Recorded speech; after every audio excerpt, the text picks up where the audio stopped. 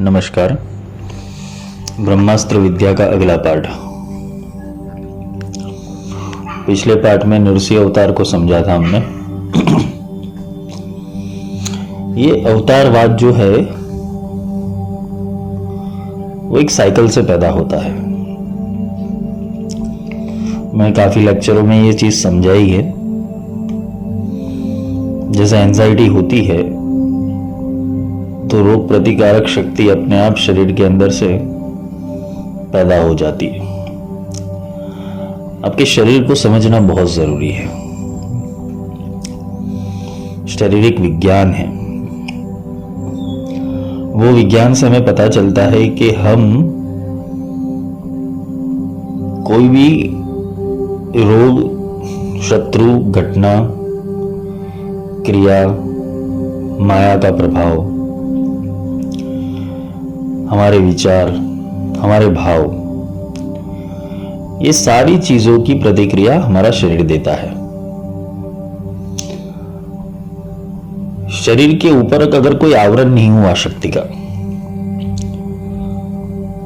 तो हम रोगी बन जाते हैं, भोगी बन जाते हैं, ज्यादा मायामयी बन जाते हैं।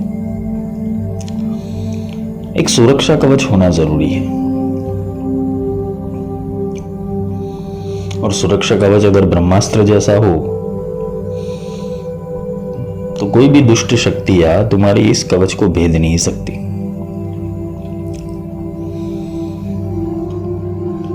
परमात्मा की जो मूल ऊर्जा है,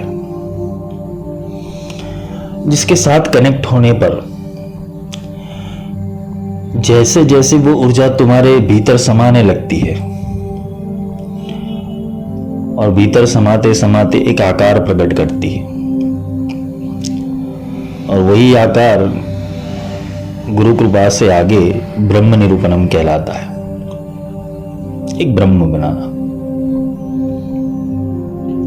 गुरु का कार्य यहां तो हजारों अवतार पैदा करने हैं, किंतु सामर्थ्यवान आत्मा का मिलना बहुत मुश्किल है। क्योंकि विद्याओं को सीखना या शक्तियों का सिंचन करना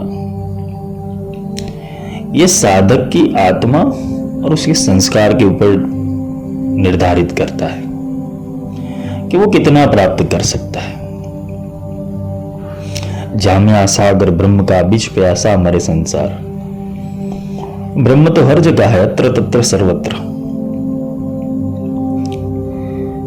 किंतु समझता वही है कि जिसने इसकी प्राप्ति की है।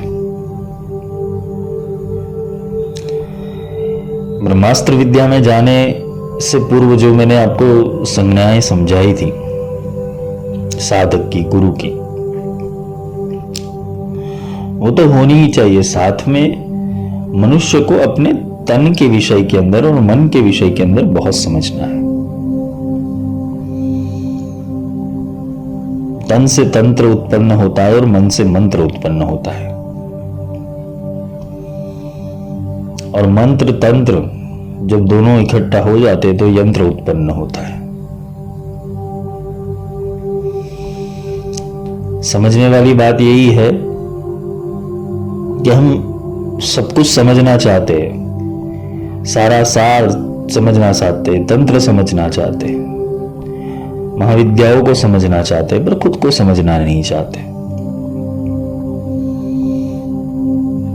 बात ज्ञानी होने की नहीं है, समझदार होने की है। ज्ञानी होना और समझदार होना और अनुभवी होना, ये तीनों में अंतर है। ज्ञानी तो तुम पुस्तक से भी बन सकते हो, पर समझदार वो तुम्हारा आत्म विवेक तुम्हें बनाएगा।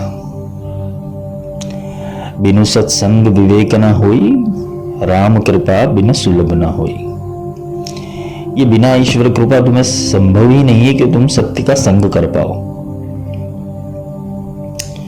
क्योंकि सत्य के संग के अंदर तो तुम्हें मन को एक बोलते हैं ना कि महिषासुर मर्दिनी की तरह उसको कुचल देना पड़ता है।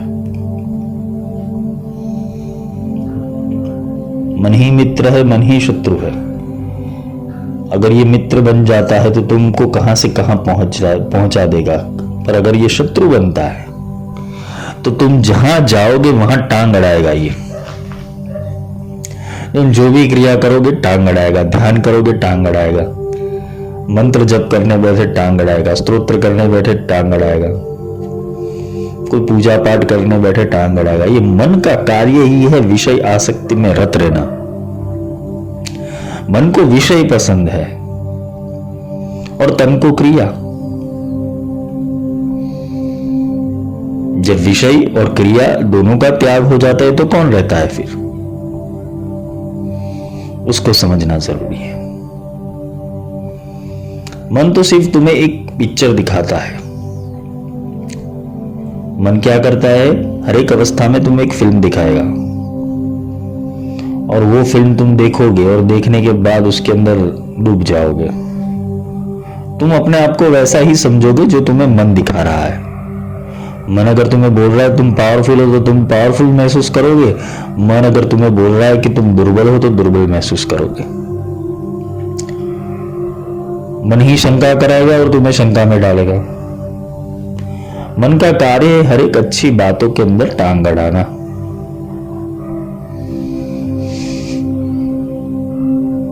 वेदों ने यजुर्वेद के अंदर जो रुद्राष्टाध्यायी है उसके अंदर बोला है, तन में मन शिव संकल्प मस्तु है। मन तो शिव का संकल्प कर, शिव जैसा कल्याणकारी संकल्प कर।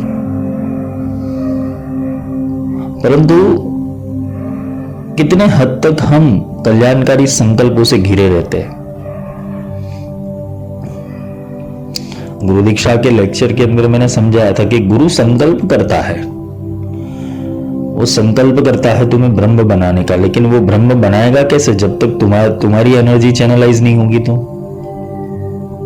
वो तो दीक्षा दे देते हैं। अगर सच्चा गुरु होगा तो वो शुभद भाव से तुम्हें दीक्षा दे देगा, आदेश दे देगा, कर्म करने के लिए बोलेगा। फिर बात आती है तुम्हारी, और तुम जब करने बैठते हो तो क्या लेके बैठते हो? संसार की समस्याएं। तुम ऐसे सोचने नहीं बैठो कि हाँ चलो मैं ब्रह्म बनने की कोशिश करूं, या तो ब्रह्ममय बनने की कोशिश करो। तुम्हारे ऊपर ईश्वर नाम का लेबल थोप दिया गया है, शक्तियों का, महाविद्याओं का, ये सारी चीजें तुम्हारे ऊपर थोप दी गई है। ये प्रोग्राम हो गया है सब, और यही प्रोग्रामिंग की वजह से तुम अपनी मूल शक्ति से वंचित रह जाते हो।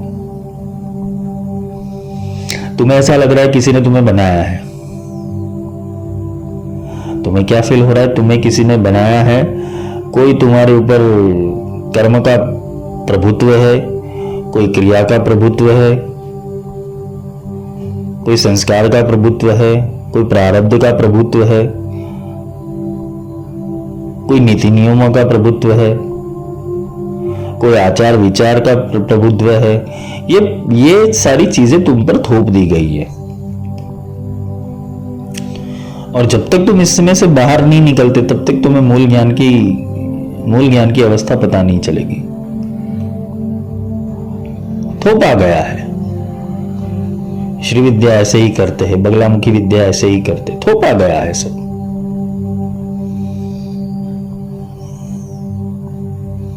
कुछ नीति नियम होते हैं, पर जड़वादी इंसान क्या करता है? नहीं, बस इतना ही करने का, इतना ही चलने का, तो वो कभी आगे नहीं आ सकता। जो अपनी बाउंड्रीज तोड़ता नहीं है ना, जो अपनी लिमिटेशन तोड़ता नहीं है, तो वो अनंत तक कहां पहुंचेगा। उसने तो ब्रह्म को एक व्याख्या बना दी है, किसी संप्रदाय की, किसी गुरुकुल पद्धति की, वेद में लिखे हुए मंत्रों की एक बाउंड्रीज बना दी, एक लिमिटेशन बना दी है। जबकि ब्रह्म तो अनंत है, इनफाइनाइट है। वो इनफाइनाइट है, तुमने 8 बना दिया है, उसे खड़ा कर दिया इनफाइनाइट को।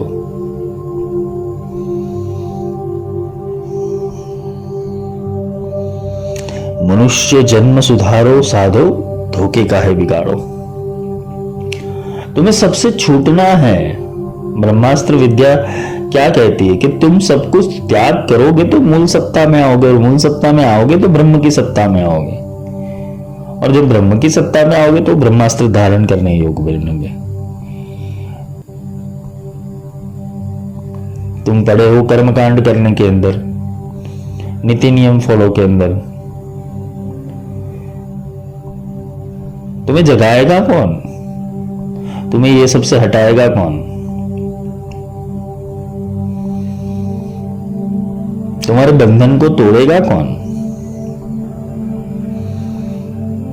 अंधश्रद्धा कैसे बनती है? कोई एक इंसान एक चीज को फॉलो करता रहता है कंटिन्यूस, वो लॉ ऑफ अट्रैक्शन से वो चीज सिद्ध हो जाती है। फिर वो इंसान क्या करता है? उसकी पैटर्न बनाता है। पैटर्न बना के वो दूसरों को बताता है ये चीज करने से ये लाभ होगा, वो दूसरा करने लगता है। ये 2 लोगों में से 4 लोगों में फैल गई। अभी 4 से 16 बनने में, 16 से 32 बनने में और 32 से 64 बनने के अंदर देर नहीं लगेगी, वो चलती रहेगी। मैं भी गुरु बन जाता हूं, तुम भी गुरु बन जाओ। गुरु गुरु का खेल खेलते हैं। विद्या शिष्य बन के पाई जाती है, गुरु बन के नहीं पाई जाती। जो खुद गुरु है उसको सिखाने की क्या जरूरत है? अगर तुम खुद को गुरु मान लेते हो तो तुम पूर्ण हो चुके हो। फिर तुम्हें कोई सीखने करने की कोई जरूरत ही नहीं है, तुम पूर्ण ज्ञानी बन गए। उपदेश देना वो गुरु का कर्तव्य है। क्या सही है क्या गलत है वो सिखाना गुरु का कर्तव्य है। इसलिए बगलामुखी तंत्र के अंदर या महाविद्याओं के तंत्र के अंदर बोला है कि अशिष्याय न देयम यो यदि मोदास्यति स पापीयान भवति। अशिष्य को कभी ये विद्या मत सिखाओ। क्यों? अशिष्य शंका करेगा उसके ऊपर। अशिष्य को संशय पैदा हो जाता है और ये संशय को मारने हेतु बगलामुखी का प्रागट्य हुआ था। संशय मरेगा तो ब्रह्मास्त्र प्रकट होगा और ब्रह्मास्त्र तुम्हारे भीतर ही प्रकट होगा। कोई बाहरी क्रिया नहीं कि बाहर से कोई बड़ी चेतना तुम्हारे अंदर आएगी। आत्मा ही ब्रह्मास्त्र है। पर आत्मा तब जाके पूर्ण रूप से खिल पाएगा जब तुम्हारे अंदर ये त्रिदोष का नाश हो जाएगा। तुम स्थूल सूक्ष्म और कारण में एक ही रूप से प्रकट होने चाहिए। जो तुम बोल रहे हो, जो तुम सोच रहे हो, जो तुम कर रहे हो, ये लीनियर होना चाहिए, एक ही लाइन में होना चाहिए। अगर ये तुम नहीं कर सकते तो तुम ब्रह्मास्त्र विद्या के अधिकारी नहीं हो। कहता भी दीवाना सुनता भी दीवाना। गुरु के आगे सब बोले कि हाँ गुरु जी ये करेंगे, फिर वो अपने घर पे क्या कर रहा है वो तो गुरु ही जानता है। गुरु बोलते नहीं है कि गुरु का काम है सिखाना, समझाना। जितना चल रहा है उतना भी नहीं चलेगा। ये मन के ऊपर जब डांट लगाई जाती है ना, मन के ऊपर फिटकार लगाई जाती है तो अच्छे अच्छे के ईगो हर्ट हो जाते हैं।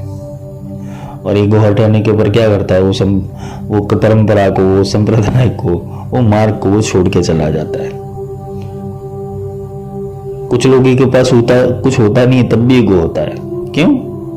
4 पुस्तकें जो पढ़ ली, उसने खुद सीखा नहीं है ब्रह्म कैसे प्राप्त हो, वो दूसरे को सिखाने चला जाता है।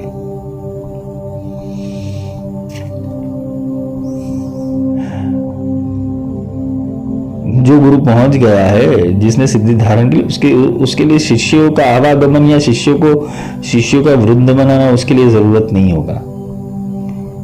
वो नहीं चाहेगा मेरा 1000 शिष्य हो जाए। वो तो सोचेगा ठीक है 5-10 भी मिल जाए, अच्छे मिल जाए, जिसको परिपूर्ण कर सके। ये 1000 का झमेला लेके मैं कहां जाऊंगा। छोटा कुटुंब सुखी कुटुंब।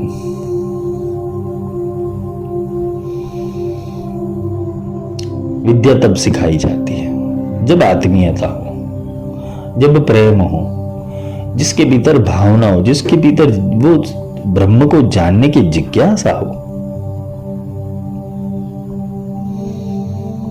ज्ञान और उपदेश उसके लिए होता है, सबके लिए नहीं। ये जो सत्संग कर रहा हूं या तो ये जो लेक्चर कर रहा हूं वो तो सिर्फ और सिर्फ एक नदी का प्रवाह है जो बहता रहता है। अगर तुम्हें समुद्र बनना है तो मेरे पास ही आना पड़ेगा। गुरु तुम्हें समुद्र बना सकता है। गुरु के ज्ञान से तुम नदी बन सकते हो, समुद्र नहीं। समुद्र बनने हेतु समुद्र में ही डुबकी लगाई जाती है। गुरु तत्व को पहचानना इतना आसान नहीं है, वो चित्र और विचित्र है। वो कब क्या लीला कर दे तुम्हें कहां पता होने वाला है, और फिर भी वो ये सब चीजों से दूर रहते हैं। उन्हें कोई फर्क नहीं पड़ता कौन आता है कौन जाता है, कौन उनकी बात मानता है कौन नहीं मानता है। वो स्थित प्रज्ञ होता है गुरु, क्योंकि जो जैसा चलेगा वो वैसा ही उपदेश दे पाएगा। अगर मैं ठीक से चल नहीं रहा तो मैं तुम्हें उपदेश देने के लिए लायक नहीं हूं,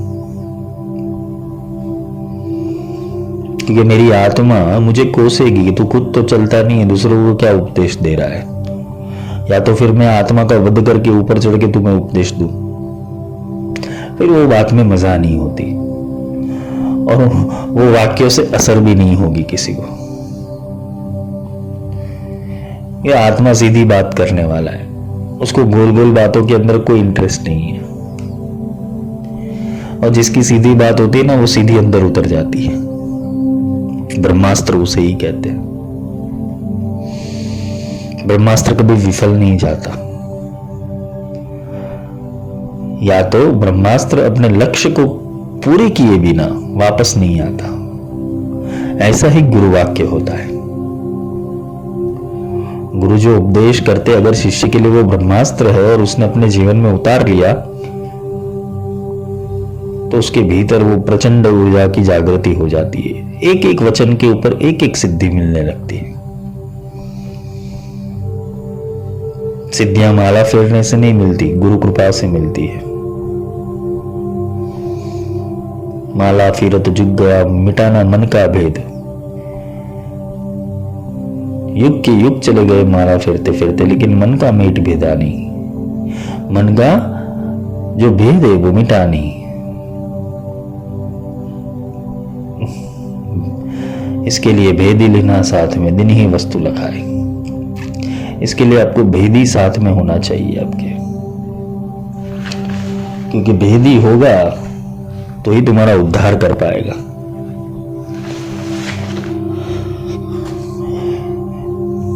तो ब्रह्मास्त्र विद्या के अंदर आगे मैंने बोला था कि पंच तत्वों का वर्णन लेंगे। उन्होंने थोड़ा बहुत समझाया था पंच तत्वों के विषय में।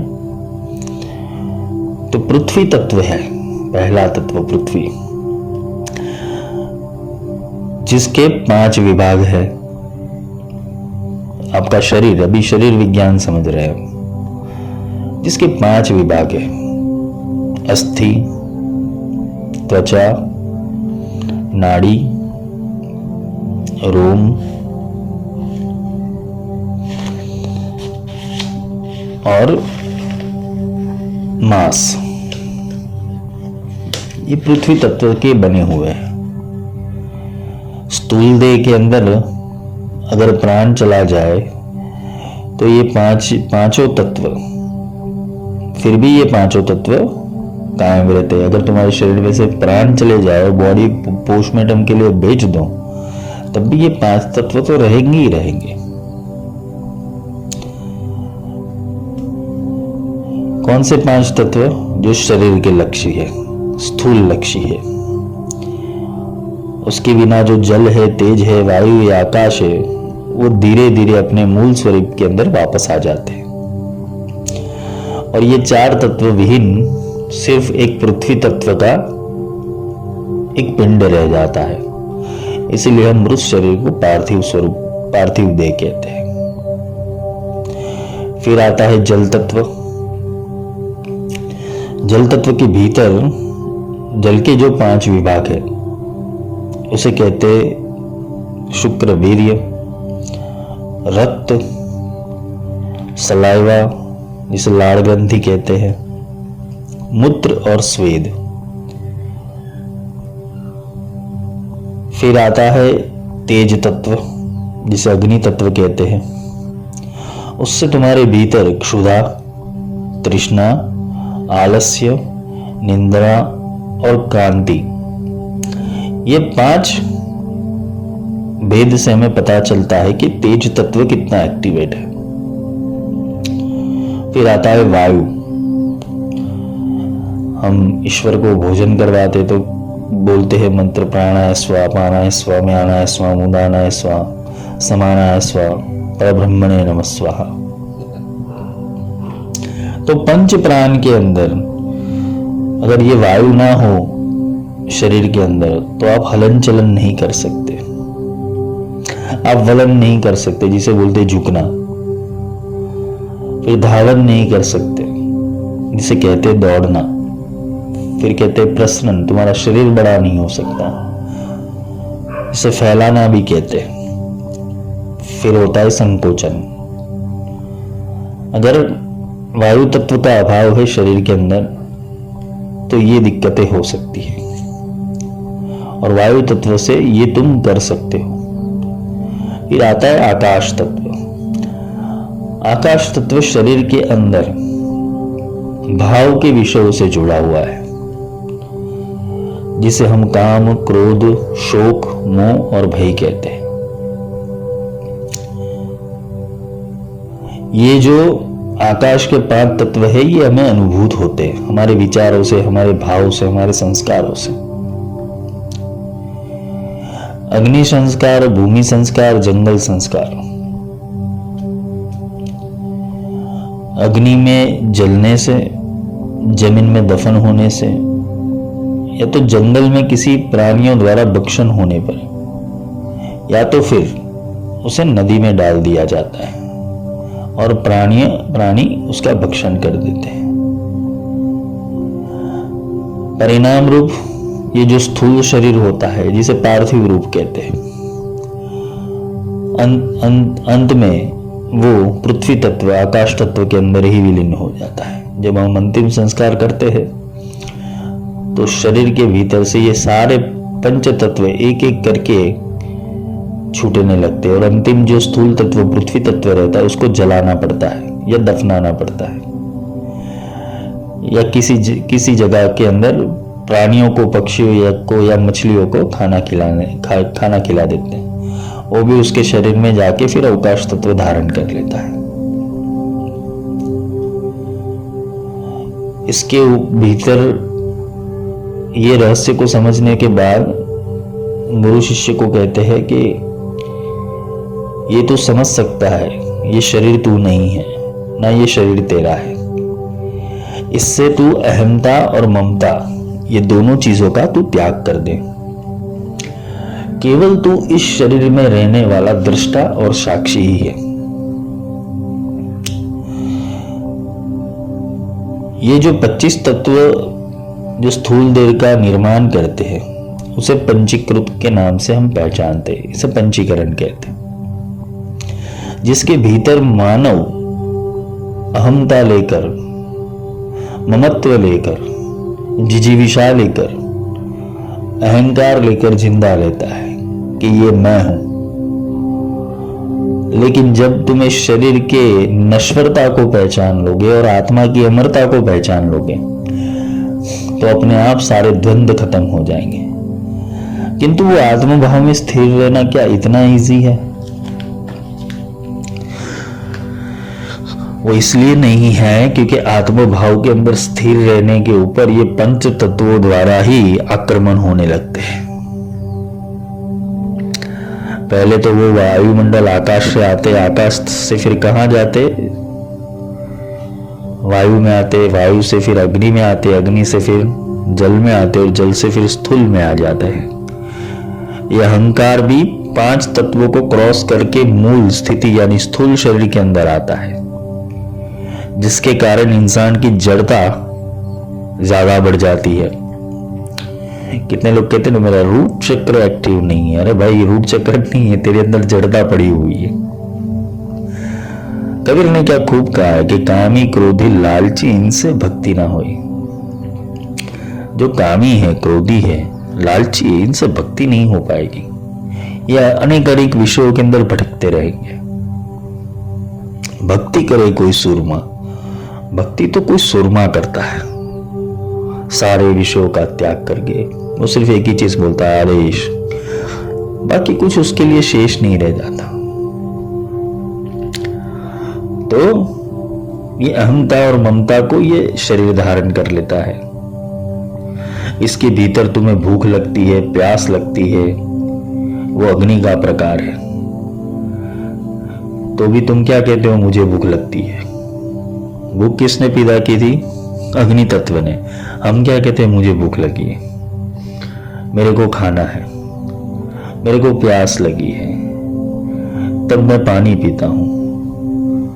जब मुझे आलस आती है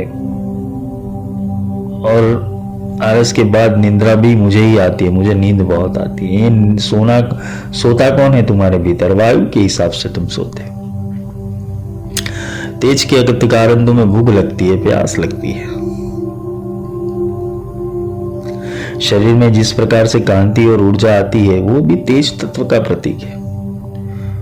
तुम समझ ले तो मैं बॉडी बिल्डिंग कर रहा हूं, ये अग्नि तत्व बढ़ रहा है और कुछ नहीं। फिर भी तुम इस शरीर को तुम अपना मान लेते हो, जबकि ये शरीर 5 तत्वों के अंदर बटा हुआ है। ये साधन है। मनुष्य जीवन एक साधन है जिससे तुम ब्रह्म की प्राप्ति कर सकते हो, परमात्मा की प्राप्ति कर सकते हो। ये पंच तत्वों को साध सकते हो, और पंच तत्व को साधने के पश्चात ये पंच तत्व के ऊपर तुम्हारा केंद्रीकरण बढ़ जाएगा। तुम अपने हिसाब से पंच तत्वों को बैलेंस कर पाते हो। ब्रह्मास्त्र विद्या का प्रथम चरण गायत्री है, क्योंकि गायत्री की विद्या से भी ब्रह्मास्त्र का संचार होता है। तो जो ब्रह्मास्त्र, गायत्री का ब्रह्मास्त्र है, गायत्री विद्या का जो ब्रह्मास्त्र है वो पंच तत्वों तक सीमित है, जिसे बोलते हैं जल, पृथ्वी, अग्नि, वायु, आकाश। ये पंच तत्वों के भीतर वो गायत्री का ब्रह्मास्त्र कार्य रहता है, लेकिन पंच तत्वों के बाहर तब जाके बगलामुखी आती है। ये पंच तत्वों को स्थिर करने की विद्या है।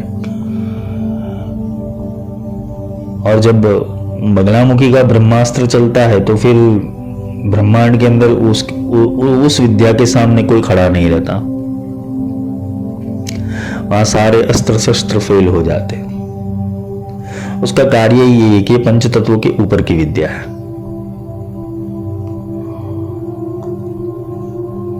पंच तत्वों के ऊपर की विद्या है। तुम देवता कहते हो, प्रेत कहते हो, आत्मा कहते हो, जो अलग अलग प्रकार की जीवा योनि है, उसके भीतर पंचम तत्व नहीं है, जिसे पृथ्वी कहते हैं। जिसके कारण क्या होता है कि वो बार बार आत्माओं को किसी शरीर के अंदर सहवास करना पड़ता है। कोई कहता है ना कि इसके अंदर आत्मा प्रवेश कर गई, ये इसके भीतर की, इसको किसी आत्मा का वड़गाड़ हो चुका है, सवारी आ रही है। वो सवारी नहीं आ रही है, वो प्राण होते, वो प्राण शक्ति होती, वो उसके भीतर की कुंडलिनी शक्ति के अंदर घुस जाती है और आत्मा का प्रकाश खींचने लगती। कभी कभी साधक जो होते वो बिना कवच, बिना गुरु मंत्र साधना शुरू कर देते हैं। पुस्तक में से पढ़ के साधना शुरू कर देते हैं, किसी YouTube चैनल के ऊपर देख के साधना शुरू। होता क्या है कि जब वो साधना करने लगता है तब ये आजू बाजू के वाइब्रेशन उसके भीतर घुस जाते हैं। अगर कवच किया नहीं है, जिससे परिणाम से होता क्या है कि दिन में दिन वो प्राणों के माध्यम से वो जो आत्मा है उसके भीतर आती है, वो उसकी ऊर्जा खींच लेती है। फिर तुम्हें लगता है मैं तो इतनी साधना कर रहा हूं, मैं तो वहीं का वहीं हूं, पर आत्मविज्ञान जाना नहीं, ये प्राणों की संज्ञा जानी नहीं। और प्राणों की संज्ञा ना जानने के ऊपर तुम्हारा जो कवच होता है, वो तुम्हारी ऊर्जा होती है, वो सारी आकाश तत्व, वायुमंडल के भीतर, जिसे तुम्हारी बाहर की औरा कहते हैं, उसके अंदर वो घूमती रहती है और कोई ना कोई आत्मा वो प्रकाश खींच लेता है तुम्हारा। स्थूल को भी रक्षण करने के लिए कवच चाहिए, सूक्ष्म को भी रक्षण करने के लिए कवच चाहिए, और कारण को भी रक्षण करने के लिए कवच चाहिए। और विराट जब अस्तित्व होता है, विराट शरीर का प्रागट्य होता है, उसको उसके रक्षण हेतु भी कवच चाहिए। क्योंकि वहां फिर जो ये विराट अस्तित्व के अंदर रम रहा है, उसका रक्षण करने हेतु फिर ब्रह्मास्त्र चाहिए कि वो अपना विराट स्वरूप टिका सके। ये कोई पुस्तक की बात नहीं है, अनुभवजन्य बात है। गुरु का आशीर्वाद और गुरु का कवच वो विराट स्वरूप को भी रक्षण देता है।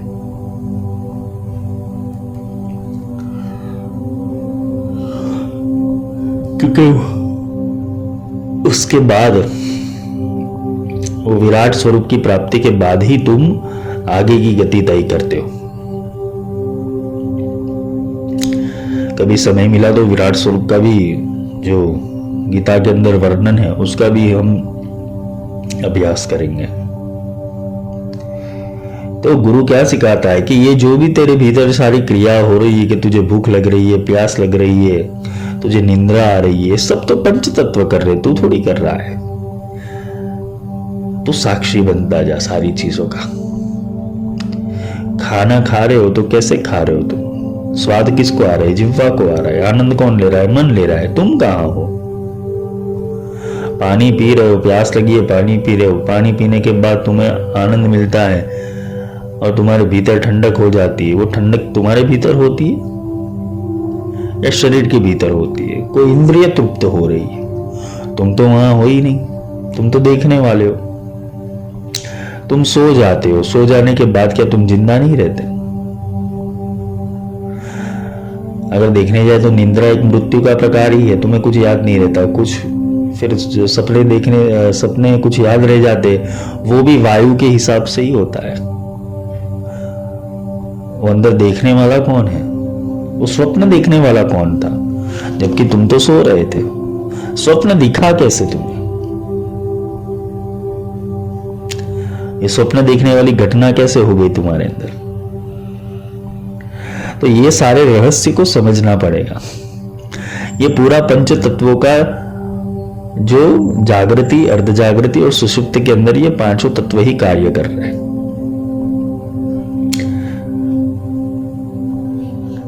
जो जीवात्मा है वो अनादि है। इसका अज्ञान पल भर में समाप्त कर देना वो मुश्किल है, क्योंकि जीव को तो देहाभ्यास हो चुका है। देह का अभ्यास करते करते वो देह को अपना समझ गया है। तो देह का भाव छुड़ाए तो छुड़ाए कैसे? उसे कहते हैं कि सत्य के संग से। तुम जैसे जैसे गुरु के संपर्क में आते रहोगे तो तुम्हारा शरीर का भाव धीरे धीरे कम होता जाएगा, माया का प्रभाव कम होता जाएगा, और माया का प्रभाव कम होने पर तुम्हें आत्मदर्शन होगा। क्योंकि गुरु का कार्य है तुम्हें आत्मदर्शन करवाना, ना कि फालतू चीजों के अंदर तुम्हें भटकाते रहना। गुरु खुद की सेवा कभी नहीं करवाएंगे। अगर सच्चा गुरु मिल गया तो वो खुद की सेवा नहीं करवाएगा। वो नहीं बोलेगा मेरे नाम की जय बोल या मुझे पूज या मेरा विस्तार कर। सच्चा गुरु ये कभी नहीं करता, क्योंकि उसके दिमाग में कुछ और चल रहा होता है। उसके लिए तो सिर्फ ये शरीर, ये मनुष्य जन्म सिर्फ एक प्लेटफॉर्म है। वो अराइवल हुआ है, अराइवल होके वो क्या करता है? उसको जो कार्य करने भेजा है वो कार्य करके वो चला जाता है। वो रुकने वाला नहीं है, उसे पता है। और तुम भी नहीं रुकने वाले, वो भी पता है। वो तो एक बोलते ना कि हवाई जहाज लेके आता है, तुम्हें बैठना है, टिकट बुक करो और चलो अपने देश। वो विज्ञान सिखा देता है, वो ज्ञान दे देता है, वो माया का विस्तार नहीं करता। और माया का विस्तार करने वाला गुरु नहीं होता। तो ये समझना जरूरी है। जब तक देह का अभ्यास चल रहा है तब तक ब्रह्मास्त्र बहुत दूर है।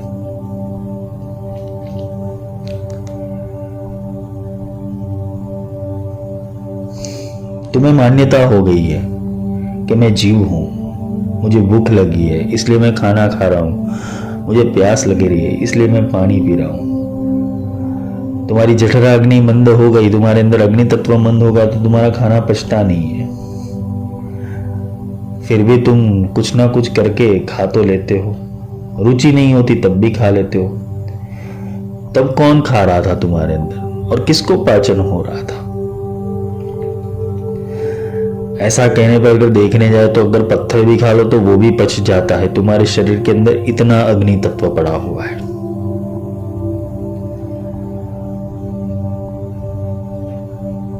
किंतु किसी किसी को तो सामान्य खुराक भी पचता नहीं है।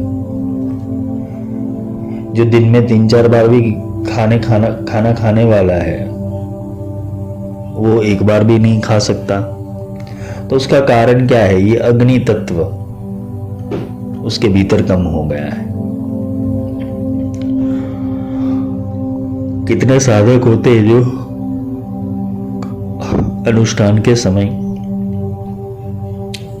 उपवास करते हैं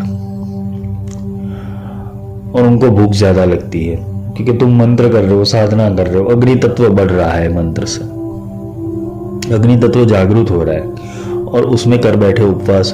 तुमने और ज्यादा खा लिया और खाने का बाद क्या होता है? डाइजेस्ट नहीं होता है, गैस बन जाता है, फिर वो साधना बिगड़ती है। इससे अच्छा है 2 टाइम खाओ और साधना करो। उपवास का अर्थ है इंद्रियों का त्याग करना, उपरवास करना। तो ये जो सारी चीजें वो अग्नि तत्व से होती है। जैसे कि चलना, दौड़ना, झुकना, प्रसन्न होना, संकोचना, ये सब वायु तत्व के कारण होता है। जिसको वायु प्रकोप हो जाता है उसको संधिवा हो जाता है या गठिया हो जाता है।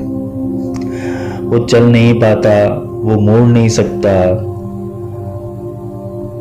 उसका शरीर भी लंबा नहीं हो सकता ना छोटा हो सकता है। शरीर काष्ठ समान जड़ हो जाता है। अगर ये वायु तत्व की कमी आ जाती है शरीर के अंदर तो उसका शरीर हलन चलन नहीं कर पाता और ज्यादा कमी के ऊपर से पैरालिसिस अटैक भी आ जाता है। तो ये पूरा शक्ति चक्र है वायु का।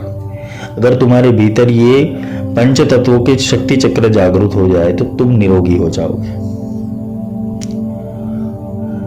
किंतु ये सब सीखना पड़ता है।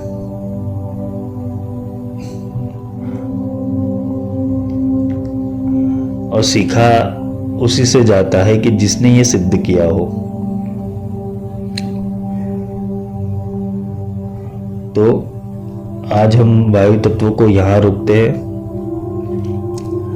कल हम दूसरे तत्वों के ऊपर जाएंगे। धीरे धीरे सारे तत्वों का वर्गीकरण समझेंगे और जिससे ये पंच तत्व की जो माया है वो हमें पूर्ण रूप से समझ आए और हम ये पंच तत्व में से नहीं है, हम उसके सिर्फ साक्षी और दृष्टा है, ये समझ में आ जाए तो हमें फिर आत्मा से जुड़ने का मौका मिलेगा, आत्मा का ध्यान करने मिलेगा, आत्मा का निधिध्यासन करने मिलेगा। क्योंकि ये सब समझना जरूरी है कि क्रियाएं क्या हो रही है और किसकी वजह से हो रही। ये सूक्ष्मतम में पैटर्न हुआ माया का कोड है तुम्हारे अंदर। ये 25 तत्व 5 into 5 25, ये जो 25 तत्व है वही माया जाल फैलाते हैं और आत्मा सिर्फ उसे देखने वाला, सिर्फ एक दृष्टा है।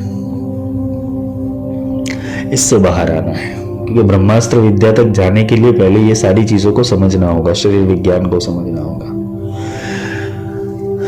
आगे का लेक्चर कल। आज के लिए इतना ही। जय माई की।